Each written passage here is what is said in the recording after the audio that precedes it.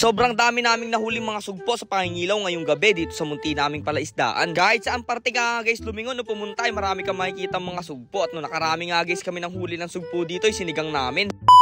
So what's up mga kanapadaan lang. So ngayong gabi nga guys ay sinubukan muna namin magpagabi dito sa palaisdaan para mangilaw guys ng mga sugpo. Habang iniintay nga guys namin yung dilim ay nagpasigap kami ng apoy dito para itaboy guys yung napakaraming lamok. Noong nakaraang video nga guys namin ay nagbigay kami sa 5 tao ng tig 200 pesos pang merienda nila sa mga nag-share at nagpa-follow dito sa mga video namin. Kaya kung gusto mo guys makatanggap ng GCash, mag-share ka na at mag-follow at syempre mag-comment para makita namin dyan sa baba. Bago nga pala guys tayo mangilaw dito sa palaisdaan natin ay hihintayin muna natin yung kagat dito ng dilim. At ayan nga guys, unti-unti nang dumidilim dito sa buong paligid. At nandito rin nga pala guys tayo sa Project Kubo na ginagawa natin. At habang nakatambay nga pala guys kami dyan ay nagkakape muna kami. Syempre guys, pampainit ng sikmura bago tayo lumusong sa malamig na tubig. Habang hindi pa nga guys dumidilim ay nanda na rin namin dito yung gagamitin namin sigpaw o show pang huli guys itong mga sugpo na uhulihin natin. At noong nga guys medyo madilim na ay binuksan na rin namin dito yung mga flashlight namin at magsisimula na nga pala guys tayo manghilaw at manghuli ng mga sugpo. So bali nga pala guys dun muna tayo sa dulo ng palaisdaan magsisimula at pagkababa pa nga lang guys namin dito ay nakahuli agad yung tropa natin si Jeric dyan na isang sugpo. Sa hindi naman guys kalayuan ay nakita ko dito ng pulang mata. Yun pala guys ay sugpo na nakalubog sa ilalim ng putik. At ayan guys kung mapapansin nyo ay pulang-pula talaga yung mata niya.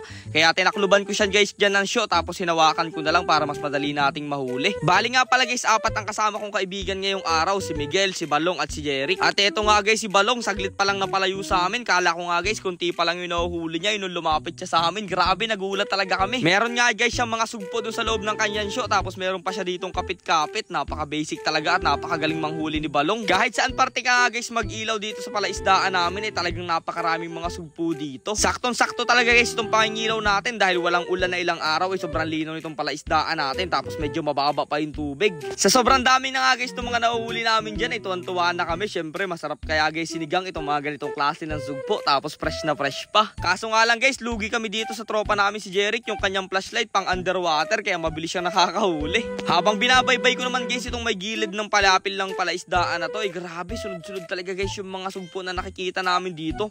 Meron nga guys kaming hinahunting na 2 perasong malaking alimango dito na hindi pa namin nahuhuli. Kaso nga lang guys medyo mailap sila ngayong araw at hindi talaga sa amin nagpapakita. Eto talaga guys yung masarap gawin lalong-lalo na pag nasa probinsya ka. At syempre pag meron ka munting palaisdaan yung marami ka guys laman doon sa palaisdaan mo tapos uhuli ka lang ng mga pwede mong iulam.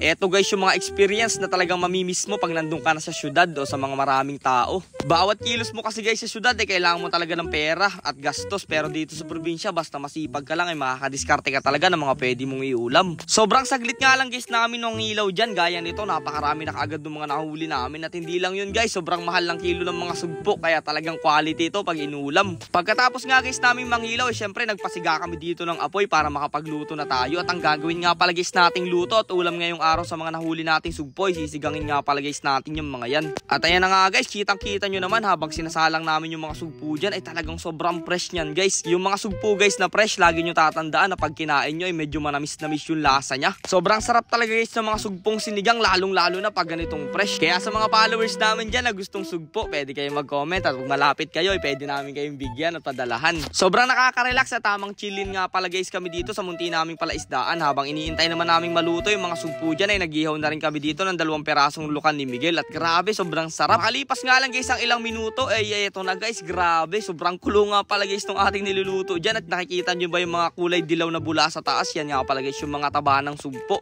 Patunay guys na napakataba nitong pupudripin natin. At para naman guys medyo maasim yung sabaw na ihigupin natin dahil galing nga guys tayo sa malamig. Ayan na nga guys, lalagyan natin ng sinigang sa sampalok yan para medyo maasim-asim na masarap-sarap na medyo maalat-alat. At sakton-sakto guys, hindi natin nalimutan ngayong araw yung favorite nating bahaw kaya kakain na guys at pupudrip na tayo ng malala dito sa may munti nating palaisdaan kaya tara na. Pero syempre guys bago tayo kumain kailangan natin magpasalamat sa blessing at pag-iingat ni Lord sa amin palagi sa mga ginagawa naming vlog. Habang kumakain kami guys gusto ko lang magpasalamat sa mga solid followers namin na nandito pa rin noon at hanggang ngayon. Sana po pagpalain kayong lahat ni Lord. Sobrang nagpapasalamat ako sa mga tao nakasuporta sa amin at nandito pa rin. Sa kabila guys ng mga problema at pagsubok na dinanas natin ay maraming salamat. At sa mga basher namin dyan na nagsasabing malaki daw yung sahod namin pero hindi kami tumutulong ay tumutulong po kami dyan. Hindi naman guys sa lahat ng oras ay kailangan natin videohan yung mga bagay na tinutulong natin. Hindi man natin maipakita sa ibang tao pero alam ni Lord yung mga ginagawa natin.